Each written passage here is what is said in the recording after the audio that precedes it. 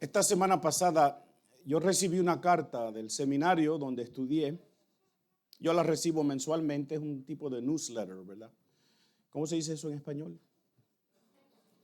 Un periódico, una letra noticiosa. Y típicamente nos traen noticias, ponen noticias ahí, ¿verdad? De cosas que están haciendo algunas de las personas que se han graduado del seminario. Y típicamente son cartas que relatan cosas bonitas, gratas noticias. Pues estudiantes que ya están pastoreando una iglesia o están ejerciendo un ministerio. Muchas veces es los libros que han escrito, los celebran ahí, ¿verdad? Y uno se goza viendo esas noticias. Y cuando veo algunos de los rostros de ellos, yo les digo muchachos porque todos ellos eran mucho más jóvenes que yo cuando yo estaba en el seminario, pues uno se alegra de ver sus logros, ¿verdad? Pero esta carta que recibí esta semana fue bien diferente. El único tema de esa carta era un pedido de oración por una joven china que había sido arrestada en su país, en la China, por enseñar la Biblia a través del internet. En la China, la iglesia que no es aprobada por el Estado es ilegal. Y la gente se reúne en las casas. Y con la magia del internet, ¿verdad? Con la bendición que es Zoom. Nosotros no nos gusta Zoom. Yo quisiera ya reunirme con gente, ¿verdad que sí? Estamos cansados de Zoom. Pero para los chinos, Zoom es una herramienta, o Teams o programas como es una herramienta increíble. Y ella compartía la palabra de Dios por internet y estando en la China la arrestaron. Y ella se graduó del seminario el mismo año que yo, aunque yo no la conocí. La habían arrestado porque el gobierno la acusaba de hacer propaganda en contra del Estado. Y ahora no se sabía nada de ella, sus familiares solamente sabían que había sido arrestada, no sabían dónde estaba. Y vi otra noticia hoy de un pastor que después de 13 años lo soltaron hoy día.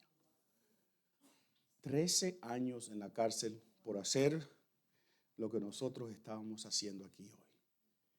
Y en su caso, porque ellos quisieron hacer un arreglo a un edificio que tenían, el gobierno consideró eso fraude, le quitó el edificio a la iglesia y encarceló al pastor. Y hoy lo soltaron, después de 13 años. Pero todos sus movimientos están monitoreados, está fichado por donde quiera que se mueva. En la China hay libertad de culto, pero solamente en iglesias que son permitidas por el Estado y tienen severas limitaciones. Por ejemplo, individuos de 18 años o menos no pueden ir a la iglesia. Imagínense ustedes que si su hijo no pudiera venir, quizá usted no viene tampoco, ¿verdad? Que si su hijo tiene 13 o 14 años no puede ir a una iglesia. La Biblia no se puede vender ni se puede tener tampoco. Es prohibido. Y la Biblia para niños es prohibida. Los templos los derriban, los tumban, los destruyen. Miles de cruces como esta que está aquí atrás de nosotros en los templos las quitan. Todos los movimientos físicos de la gente están monitoreados por un sistema del anticristo que tienen ellos. Las iglesias que son aprobadas por el Estado tienen que predicar mensajes que incorporen ideología comunista y que alaben los logros del Partido Comunista de China. Vamos a respirar profundamente y dele gracias a Dios, porque con todos los defectos que pueda tener nuestro país o el país donde estamos, tenemos libertad de culto. La iglesia cristiana en la China está bajo una terrible persecución. La iglesia cristiana en Nigeria está sufriendo horriblemente a causa de las actividades de grupos militantes musulmanes. Miles y miles de nigerianos han sido ejecutados, quemados, hasta enterrados vivos. ¿Y qué tienen en común estas persecuciones? Que han llegado a estas personas porque practican su fe a pesar de las circunstancias que enfrentan. Ellos son fieles a lo que creen y lo practican a pesar de sus circunstancias. Nosotros a veces somos fieles a nuestra fe, pero no lo practicamos. Si llueve o está muy frío, o si, déjenme dejarlo ahí. Ellos han obedecido el mandato de Jesucristo de ir por su mundo donde ellos están y hacer discípulos de todas las personas que ellos puedan y de bautizarlos en el nombre de Jesús. Y ese mismo Jesús nos advirtió y nos dijo: en este mundo afrontarán aflicciones, pero anímense, yo he vencido al mundo. Y el apóstol Pedro nos dice: dichosos ustedes si los insultan por causa del nombre de Cristo, porque el glorioso Espíritu de Dios reposa sobre ustedes. ¿Alguno de ustedes se ha sentido dichoso cuando lo insultan porque usted alaba a Jesús? Y Pedro también dice: y si alguno sufre por ser cristiano, que no se avergüence, sino que alabe a Dios por llevar el nombre de Cristo. Yo no sé tú, pero yo no me siento muy dichoso si alguien me ataca porque soy cristiano. Muchos cristianos a través del mundo están sufriendo horribles persecuciones por ser fiel a su fe. Son un pueblo perseguido. Y esta persecución, como dijo Jesús, es de esperarse. No siempre va a ser así como es ahora, con un lindo desayuno. Demasiado comida había hoy, ¿verdad que sí? Si usted se me duerme, acuérdense, yo lo voy a poner a cantar aquí al frente conmigo. En forma de broma, pero la próxima vez que hagamos un desayuno de eso, no vamos a hacer yuca. Porque esa yuca con cebollitas, así como nos gusta a nosotros los dominicanos, abulta mucho, ¿verdad? Entonces uno se llena de yuca. Y uno come menos salami. Bueno, eso fue un anuncio gratis, no pagado. Es para que recordemos que debemos ser agradecidos de Dios por las bendiciones que tenemos, incluyendo que podemos reunirnos a comer.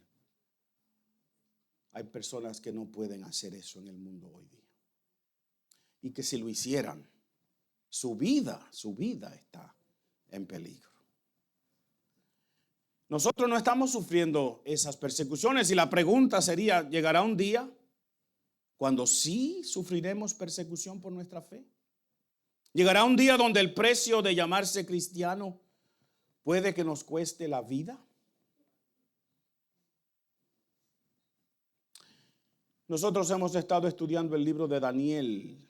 La vez pasada, hace 2 semanas atrás, estudiamos el capítulo 7 del libro de Daniel. Y si se recuerdan, hay una escena gloriosa en ese libro, en ese capítulo, donde está sentado uno que Daniel dice que era como un anciano de días, vestido de blanco, su pelo era blanco.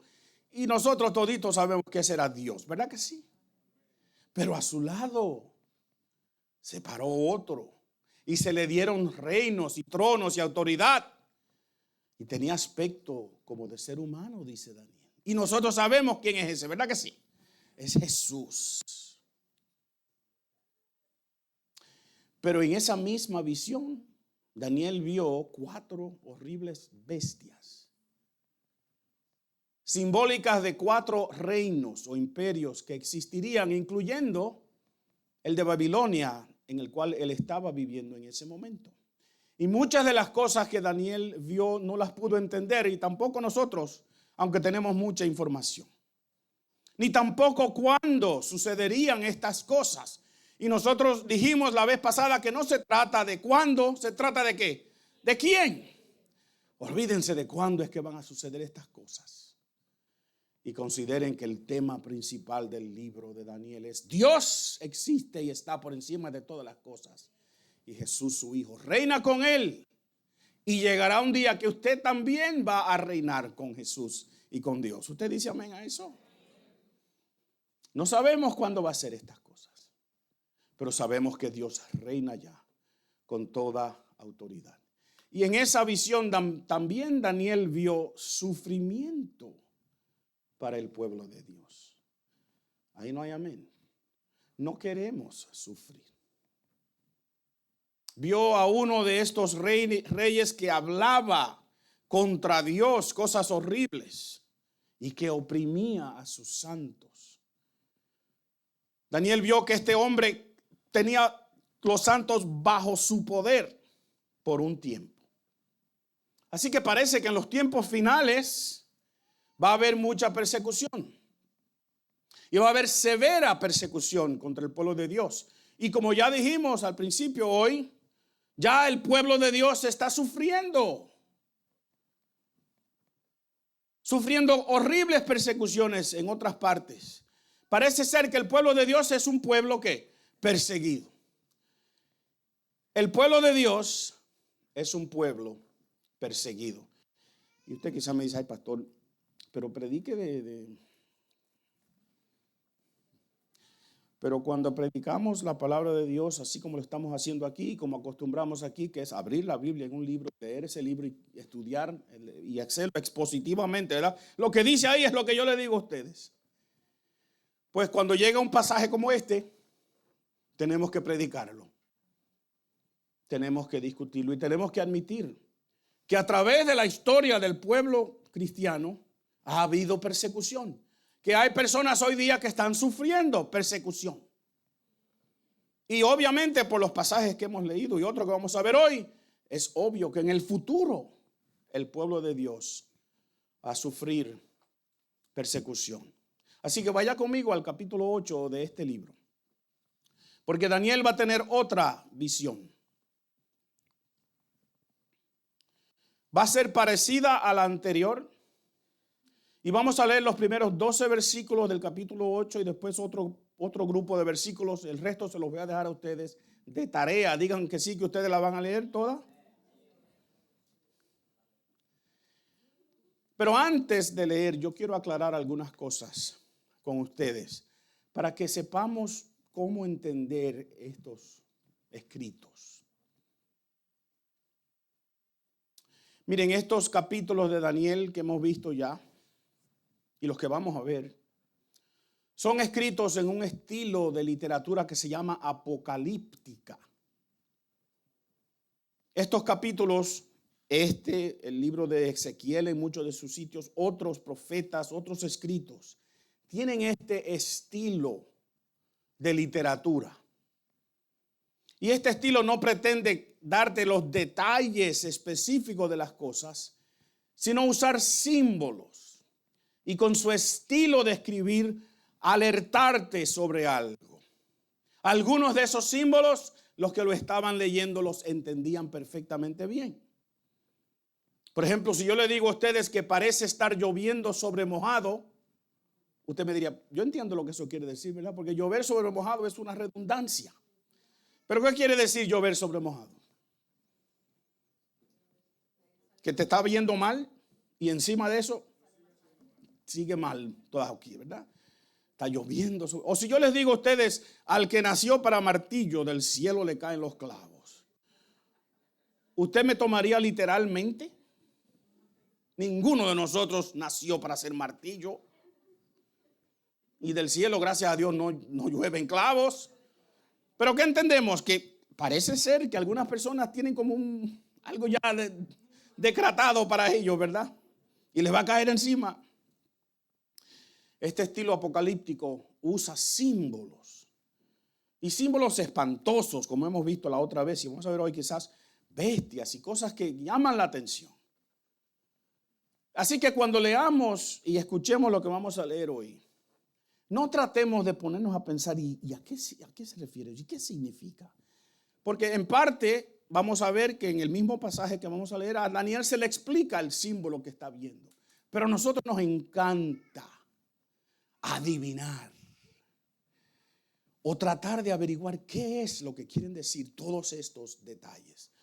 Y al hacer eso perdemos lo importante de este tipo de literatura, es que hay un mensaje que se nos está compartiendo.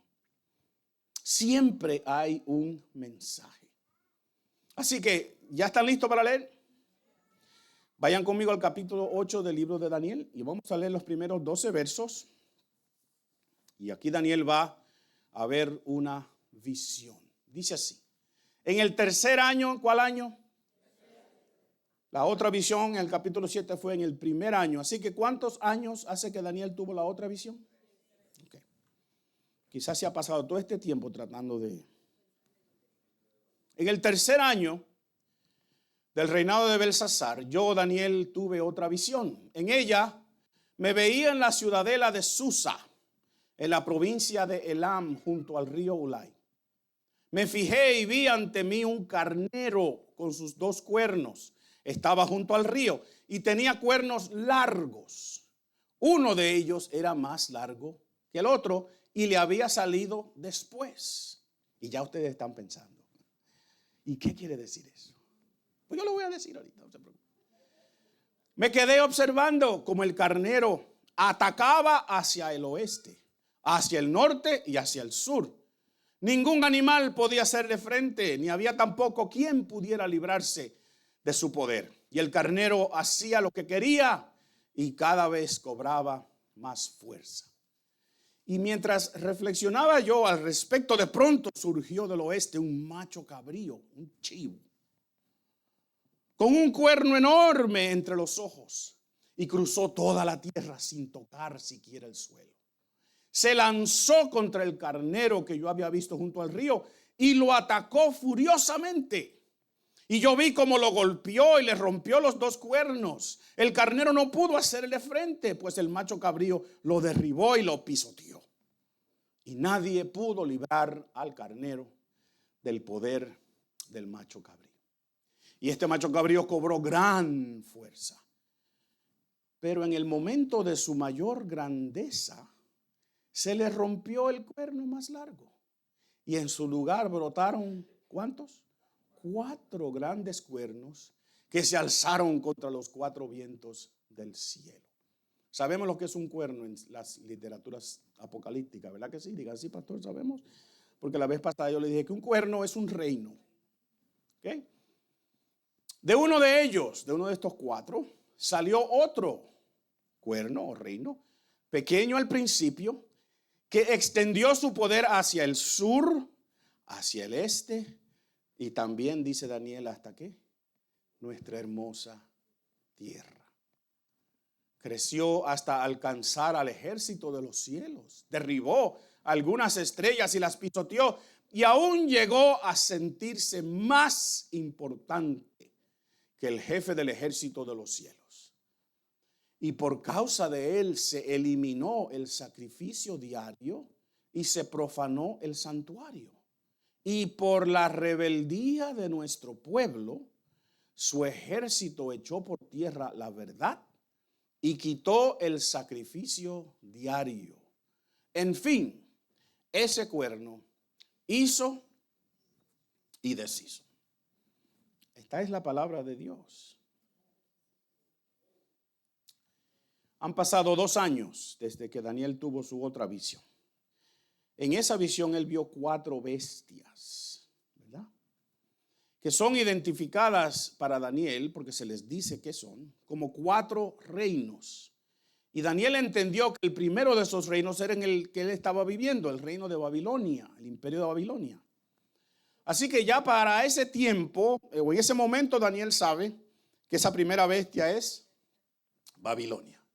Daniel sabe, porque lee el periódico, que hay 2 ejércitos, 2 grupos, 2 pueblos que se han levantado y están haciéndole guerra al imperio babilonio, los medos y los persas. Y Daniel va a vivir en el tiempo de ellos también luego. Así que Daniel quizás puede determinar que el segundo reino, la segunda de esas 4 bestias, era el de los medos y los persas, o uno que era igual, ¿o verdad? Juntos entre los 2.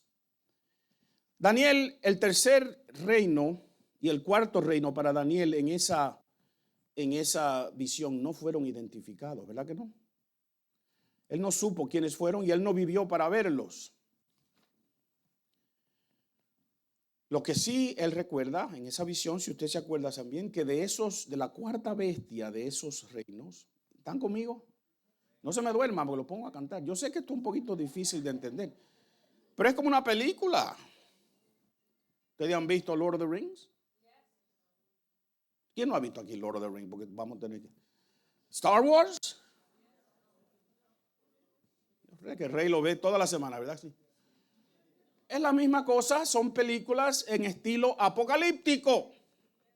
Y cuando usted la ve, usted no dice, pero ese animal tiene que ser real, ¿verdad que no? Usted sabe que significa algo, que está ahí para hacer un escándalo, un espanto. Así que quédense conmigo. Así que en esta visión que leímos, Daniel se le van a añadir algunos detalles. Y yo creo que él los va a entender sin problema, especialmente porque se le va a decir luego exactamente qué es lo que quieren decir. Y antes de que nosotros leamos la interpretación, yo quiero que vean algunos detalles conmigo acerca de esta visión. Ténganla clara. Porque Daniel ve un carnero, ram, ¿verdad? Con dos cuernos. Uno que es más pequeño que el otro cuando comienza, pero después se hace más grande. Daniel ve un macho cabrío, un chivo, ¿verdad? Nosotros no decimos macho cabrío, nosotros decimos que un chivo, pero era macho, era varón, a goat. Y este tiene un gran cuerno y se lanza en gran y alta velocidad en contra de ese otro carnero. Y leímos que lo vence, lo pisotea, lo echa al piso. Pero cuando ese macho cabrío, que nosotros ya podemos entender, ¿verdad? Que es un reino, ¿sí o no? ¿Ya entendemos? Un poquito por lo menos. Cuando llega a su mayor apogeo, el cuerno grandote ese se le cae, se le rompe. Y en su lugar salen 4 más. Y de uno de esos cuernos pequeños sale uno que se extiende, escuchen bien, hacia el sur, hacia el este y hacia la hermosa tierra, dice Daniel. De la misma manera que todos nosotros que somos inmigrantes aquí añoramos nuestra hermosa tierra. Daniel está hablando de su nación. Y este rey último se hace grande hasta alcanzar los ejércitos de los cielos. Son metáforas. No es que subió allá arriba y derrumbó estrellas. Este rey llega a sentirse más importante que el jefe del ejército de los cielos. Y quiero volver a leer entonces los versículos 11 y 12 porque aquí está el mensaje. Y aún llegó a sentirse más importante que el jefe del ejército de los cielos y por causa de él. ¿Qué pasó? Se eliminó el sacrificio diario y se profanó el santuario. Y lean aquí. Y por la rebeldía de nuestro pueblo, su ejército echó por tierra la verdad y quitó el sacrificio diario. Y en fin, ese cuerno hizo lo que le parecía. En un sentido, este cuerno se parece a otro que salió de la cuarta bestia. ¿Se acuerdan? Digan sí, pastor, aunque usted no se acuerda. Que habla grandes cosas contra Dios. Pero miren lo que veis, dice el versículo 12 conmigo otra vez. Miren lo que dice. Por la rebeldía de ¿qué? De nuestro pueblo. Es que eso sucede. Entonces yo quiero que usted entienda que la maldad crece cuando el pueblo de Dios desobedece. La maldad crece y más se manifiesta cuando nosotros, el pueblo de Dios, bajamos la guardia y desobedecemos a nuestro Dios. Y esta persecución en contra del pueblo de Israel llega como resultado de su rebeldía. ¿Lo ven ahí? Es a causa de este personaje que se eliminan los sacrificios diarios en el templo. Pero si usted lee bien ese versículo 12 y más si lo lee en la Reina Valera dice, y a causa de la prevaricación, de la rebeldía, le fue entregado. Está en voz pasiva. En otras palabras, este hombre no hizo. Le permitieron que hiciera. Así que hay persecución y aflicción por ser hijos de Dios, como Jesús nos advirtió y como vimos al principio. Pero también hay aflicción para el pueblo de Dios cuando somos rebeldes y cuando desobedecemos. Y en este caso, esta persecución incrementa en proporción directa a la maldad del pueblo. Dios permite la persecución. Pero a este personaje se le permitió hacer eso. Así que ¿quién está en control? Es Dios. Y yo creo que hay una advertencia clara para nosotros aquí. Dios puede permitir que suframos debido a nuestra desobediencia, porque Dios castiga la desobediencia de sus hijos. Dios castiga la rebeldía de su pueblo. Y si usted se pone a pensar un poquitito, usted va a decir, bueno, Daniel está en Babilonia, exiliado, inmigrante a la fuerza por la rebeldía de su pueblo. Así que para Daniel era llover sobre mojado. Daniel va a decir, mi pueblo va a sufrir por la misma razón que está sufriendo ahora. ¿Hay un mensaje más claro para nosotros, hermanos? Que Dios nos diga, si antes yo he castigado el pecado de mi pueblo, si antes yo he castigado la rebeldía de mi pueblo, si yo he traído persecución a mi pueblo a causa de su pecado, ¿usted no cree que Dios puede hacer lo mismo ahora? Hoy, más de 2570 años después de lo que estamos leyendo, ¿entendemos este mensaje? La maldad crece en proporción directa a la desobediencia y rebeldía del pueblo de Dios, y esto trae persecución. Yo quisiera hablar de las bendiciones solamente hoy día. Cantamos de la bondad de Dios porque estamos celebrando que es bueno con nosotros, ¿sí o no? Pero déjenme recordarles que nuestro Dios también es fuego consumidor. Y en el caso del pueblo suyo, ¿verdad? El fuego no es para destruir. El fuego es para purificar. Así que cuando Dios nos permite persecución, cuando Dios permite sufrimiento en nuestras vidas, lo que está haciendo es purificándonos. Porque Dios no necesita castigarnos porque sea un Dios sadista. Pero Dios castiga el pecado de su pueblo. Pero ¿saben algo? La maldad y los malvados no van a prevalecer. Díganme conmigo. Tampoco durará para siempre esta persecución. Miren lo que dicen los versículos 13 y 14. Escuché entonces que uno de los santos hablaba y que otro le preguntaba, ¿cuánto más? ¿Usted se ha preguntado eso a veces? How much longer? ¿Cuánto más voy a pasar por este problema? ¿Cuánto más va a durar esta visión del sacrificio diario? De la rebeldía desoladora, de la entrega del santuario y de la humillación del ejército. Y el otro santo le dijo a Daniel, va a tardar, ¿cuántas? 2300 días con sus noches. Y después de eso, ¿qué? Se purificará el santuario. Va a durar un tiempo, pero Dios siempre gana, mis queridos. Dios siempre termina bien con las cosas. Dios sigue siendo soberano sobre el tiempo, lo que significa en estos 2300 días y sus noches, y sobre su creación. Y yo creo que este es el tema principal de este libro de Daniel. Hay un Dios, diga, hay un Dios conmigo. Hay un Dios que está en control de todas las cosas. Hay un Dios que es soberano sobre toda institución, sobre todo ser humano.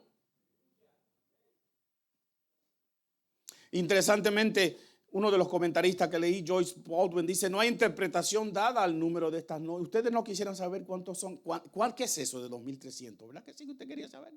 Porque si sabemos eso,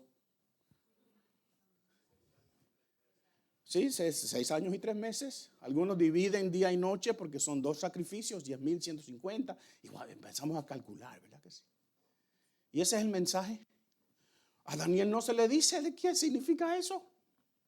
Lo que dice sí es que al final de ese tiempo este rey va a ser destruido.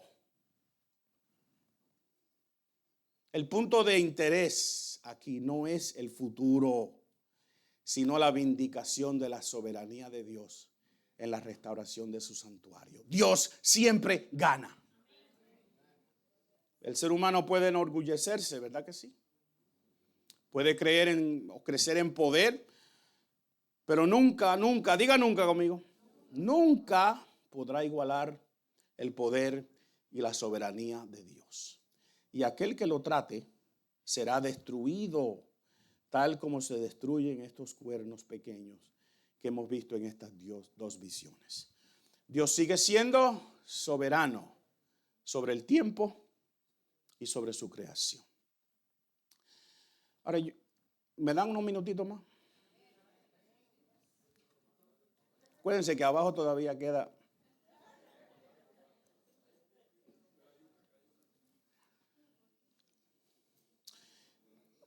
Bien, yo no sé usted, pero yo pienso a veces, ¿verdad?, que la maldad, que el pecado han aumentado hasta un punto inigualable en la historia. ¿Usted se siente así también? Esto abruma, esto frustra. Yo me imagino también porque oí a mi madre, a mi papá y a otras personas mayores que yo decir que su tiempo había sido el peor de todos los tiempos, ¿verdad que sí? Pero este es el que yo estoy viviendo y el que está viviendo tú. Así que el dolor mío es el peor de todos los dolores, ¿verdad que sí? Se siente mal, como el peor de todos los tiempos. Y en estas situaciones, cuando nosotros vemos nuestro mundo, en medio de estos pensamientos que nos vienen a la mente, tenemos que afirmar siempre y tenemos que vivir confiados siempre de que Dios sigue en control de todas las cosas. A Daniel se le presentó en visiones el tiempo en el cual él estaba viviendo y 3 reinos adicionales. Quizás él entendió que no iba a haber el final de esos 4 reinos, pero pudo entender que Dios estaba en control, porque Dios le estaba diciendo, esto es lo que va a pasar, Daniel. ¿Tú confías en que Dios está en control? ¿Que está en control de tu presente, de tu futuro? Y aunque no lo parezca, que ha estado en control de tu pasado, que tú crees que has dado tumbo y vueltas y has llegado aquí por coincidencia. No. Dios tenía esto visto de antemano, preparado de antemano. Y la respuesta a esta pregunta de si estamos confiados debe ser sí, como ustedes hicieron. Pero tenemos que recordar la advertencia que hay en este pasaje. La maldad crece cuando el pueblo de Dios desobedece. En el capítulo 7, estas 4 bestias se identificaron como 4 reinos. Y Daniel entendió que el primero de ellos era Babilonia. Pero no entendió mucho más después de eso, porque no las había visto. Y en el versículo 15 en adelante del capítulo 8, que no lo vamos a leer, usted se lo va a leer en su casa, a Daniel se le van a revelar los detalles de estos 2 animales que él vio, de este carnero y este macho cabrío. Entonces Daniel oye o ve a una persona del otro lado del río, una persona que parecía un ser humano, no sabemos quién es. Y después viene alguien y le dice al ángel Gabriel, que es la primera vez que un ángel se identifica por nombre aquí en la Biblia. Gabriel es un lindo nombre, póngale Gabriel a sus hijos si usted va a tener uno. Gabriel quiere decir el poderoso de Dios. Y a Daniel se le explica entonces. Se le dice, Daniel, lo que tú estás viendo corresponde al fin del tiempo y al fin de la ira de Dios. Ya este tiempo está señalado. Y usted no ve ahí otra vez el mismo concepto. Dios está aquí en control. Dios sabe cuándo es que van a pasar estas cosas. A Daniel se le dice que el carnero simboliza el imperio medo-persa. Así que Daniel dice, esos que están por ahí guerreando, vienen para acá. Y si ustedes recuerdan, tienen que volver a leer, vayan otra vez al capítulo 4, 5 y 6, porque usted va a ver ahí la historia, porque Daniel le echa para atrás en estos libros, ¿verdad? Y vuelve al imperio de Babilonia. Pero ¿se acuerdan de esa noche que un dedo escribió en la pared? Diga, sí, pastor, nos acordamos de ese pasaje. Al otro día es que el imperio medo-persa conquista Babilonia. Así que Daniel está mirando, he's going back to the future, lo que está pasando aquí, si a usted le gusta esa película. Él está en el pasado mirando hacia lo que va a suceder. Así que este carnero es medo-persa, el imperio medo-persa. El macho cabrío se le dice aquí que es el imperio griego. Se le dice, yo no lo estoy diciendo, Dios le dice a Daniel. Así que ya Daniel puede decir, bueno, el primero es Babilonia, el segundo son los medos y los persas, y el tercero es el imperio griego, que él no lo va a ver. Y tiene un líder simbolizado por un gran cuerno. Pero que ese cuerno después, cuando esté en su mayor apogeo, ese líder muere y es reemplazado por 4 reyes. Y a Daniel se le explica otra vez el significado de eso. Versículo 23 dice, hacia el final de esos reinos, y noten la expresión otra vez, cuando ¿quiénes son los rebeldes? El pueblo de Dios. Cuando llegue al colmo de su maldad, surgirá un rey de rostro adusto, oscuro, maestro de intriga, que llegará a tener mucho poder, pero no por sí mismo. ¿Usted le entre línea o no? No por sí mismo. En otras palabras, el poder que tiene es porque se le ha dado. Este rey causará impresionantes destrozos y saldrá airoso en todo lo que emprenda. Destruirá a los poderosos y al pueblo santo. Con su astucia propagará el engaño, creyéndose un ser superior. Destruirá a mucha gente que creía estar ¿qué? Cuidado. Cuando creemos que todo está bien, cuando creemos que estamos en nuestro mejor momento, es que llegue esa noticia de que un examen no salió bueno.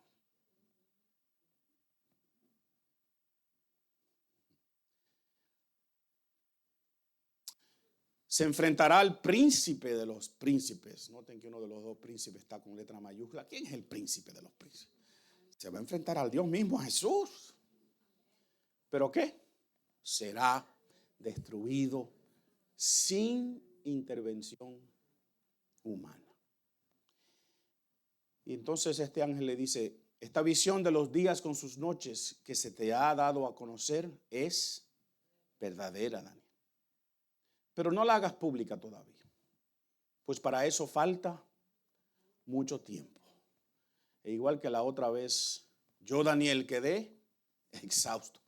Y durante varios días guardé cama. Y luego me levanté, porque había que trabajar, ¿verdad? Para seguir atendiendo los asuntos del reino. Pero la visión me dejó pasmado, pues no lograba comprenderla. Miren, en la misma manera del pequeño cuerno de la 4ª bestia, ¿están conmigo todavía? Este pequeño cuerno también crece. Se le describe aquí como maestro de intriga, era astuto. Llega a tener mucho poder. Causa destrozos impresionantes. Propaga el engaño con su astucia y se cree superior a todo el mundo. Destruye a muchos que estaban tranquilos y seguros. Se enfrenta al príncipe de los príncipes, pero es destruido ¿cómo? Sin intervención humana. ¿Y saben algo? La historia secular, vamos a llamarle así, aunque para mí la historia no es secular. Porque ¿quién es que escribe la historia? ¿Quién es que está en control de la historia? Dios. La historia que ya tú puedes leer en libros nos dice que los datos que leemos ahí coinciden exactamente igual con lo que nosotros leemos en la Biblia. Alejandro Magno, Alexander the Great, es ese cuerno en ese chivo. En menos de 10 años, Alejandro el Magno estableció el imperio más grande de la historia del mundo en ese momento. Destruyó a los medos persas en semanas. Por eso se describe como un chivo que vuela. En la otra visión se describió como un leopardo con alas, feroz pero rápido. Pero murió a los 32 años de edad.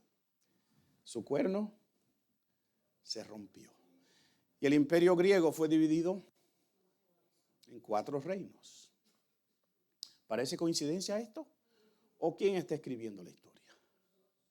Dios está escribiendo tu historia. ¿Sabías eso? Lo que te está sucediendo a ti no es coincidencia, no es karma, no es...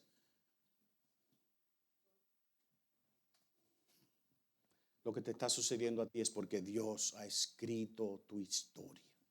Y ha dejado un capítulo abierto hoy para que escuches esto.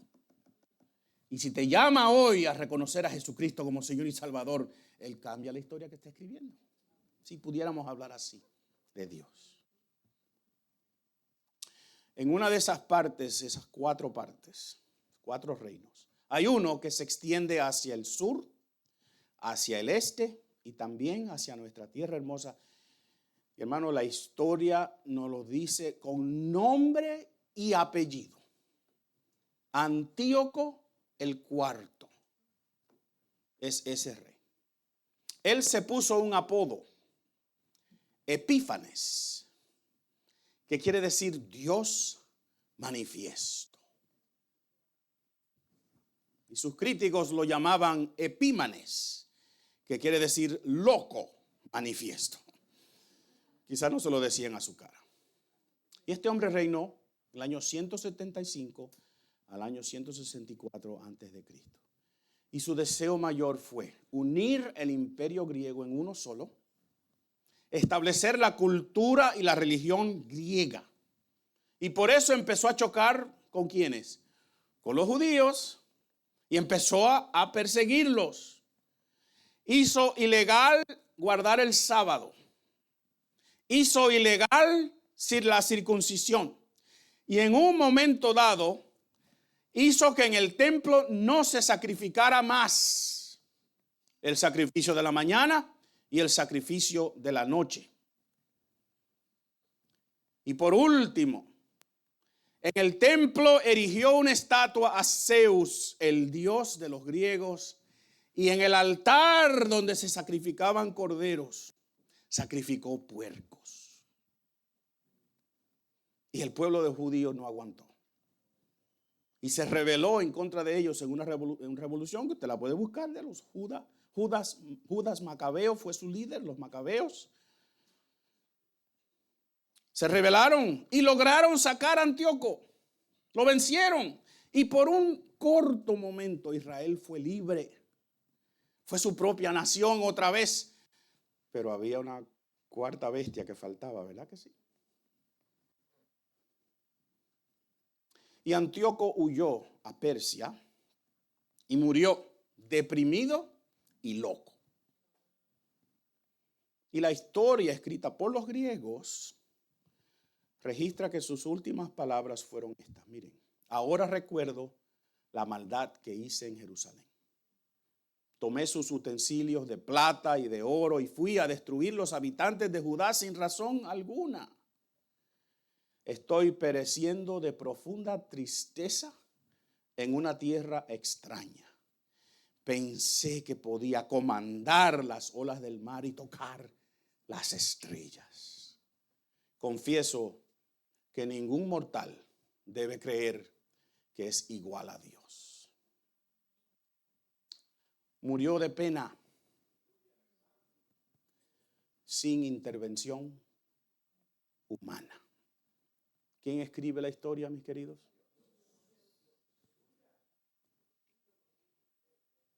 Así que Daniel ha visto el imperio de Babilonia. Está viendo lo que viene el imperio persa. Él no va a vivir en el imperio griego. Y el cuarto imperio, nosotros tenemos la historia ya, ¿verdad que sí? ¿Cuál imperio vino después del imperio griego? El imperio romano. Y yo termino, pero ¿por qué tanta historia, pastor? A mí me encanta la historia. Yo siguiera por una hora más y después fuera con ustedes abajo. ¿Por qué tanta historia? Porque si tú fueras Daniel, escuchando eso ese día, tú dices, pero yo estoy viviendo el imperio de Babilonia. Yo veo en las noticias, expresión mía, ¿no? Yo veo los persas y los medos que vienen ya. Y si tú fueras un judío viviendo en el año 164 antes de Cristo, tú pudieras leer el libro de Daniel y decir, esto está escrito exactamente como ha sucedido. El Dios que escribe la historia la sabe escribir bien. Todo lo que se ha dicho aquí ha sucedido. Y nosotros hoy día, nosotros ya sabemos que el imperio que vino después del imperio griego fue el imperio romano.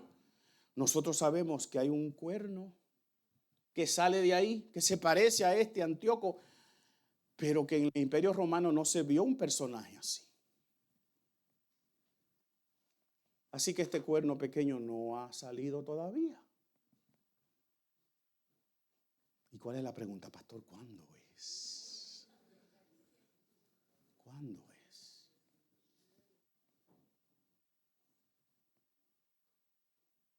Todavía no ha salido, pero cuando salga, ¿qué va a hacer con los santos?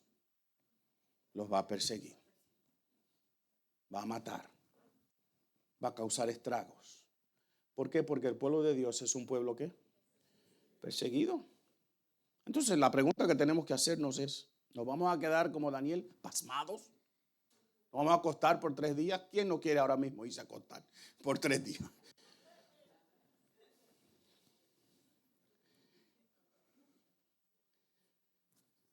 Yo quisiera irme a acostar ahora mismo y dormir hasta las 9:30 mañana, pero a las 6:20 llegan mis nietos, así que no hay tranquilidad. Pero como son nietos, qué felicidad, ¿verdad que sí? Si usted no es abuelo, ore para que Dios le dé. Podemos empezar a buscar fechas y días. O podemos recordarnos lo que el pasaje nos ha tratado de enseñar, que cuando la maldad crece, es porque el pueblo de Dios ¿qué? Desobedece. Nosotros tenemos una responsabilidad muy grande como creyentes. Y también nos hemos dado cuenta viendo todo esto que Dios sigue en control, como siempre ha estado en control. Aunque no sepamos cuándo viene este pequeño cuerno, cuándo se va a aparecer ese rey, que en el libro de Apocalipsis se describe como el anticristo. Pero este también, dice el libro de Daniel, será vencido y será destruido. Así que Dios siempre gana. Diga, Dios siempre gana conmigo. Su plan siempre se cumple exactamente como Él dijo que se cumpliría. Y mira, amigo, hermano que está aquí hoy, esto puede parecer un cuento de ciencia ficción, ¿verdad que sí? Esto puede parecer un mito, una novela de terror, o puede ser lo que yo creo que es: una manifestación de Dios hacia el ser humano para que éste confronte su pecado, su desobediencia, su rebeldía, se arrepienta y entienda que Dios es soberano. Este es el mensaje para nosotros en el día de hoy. Reconoce que Dios es soberano, que Dios castiga la maldad, que Dios castiga el pecado y el pecador.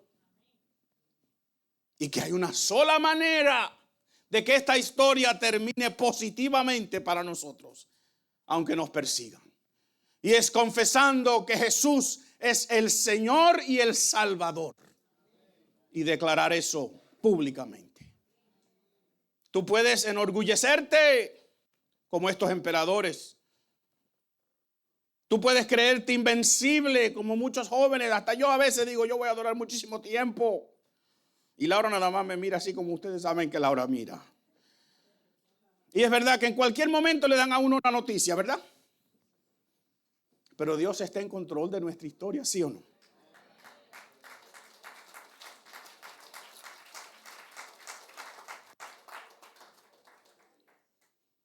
Tú puedes menearle el puño a Dios, amigo.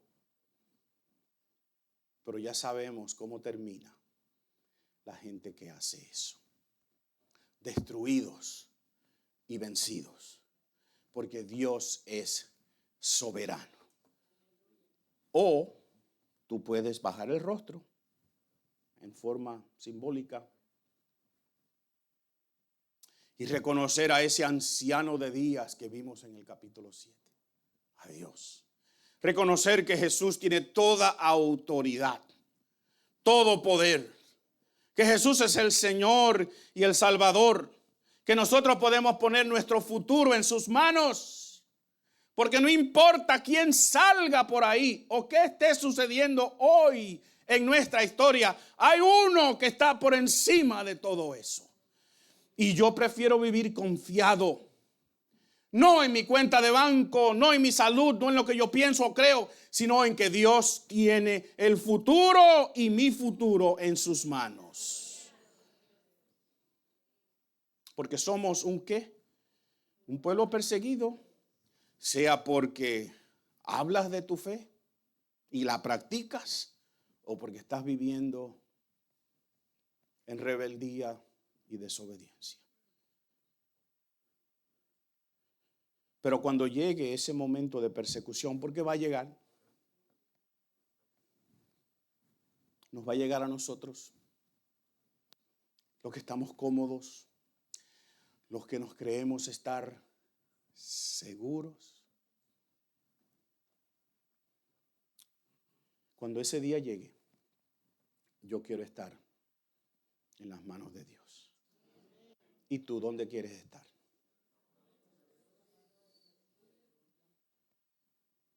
Dobla tu cabeza conmigo un momentito, vamos a orar.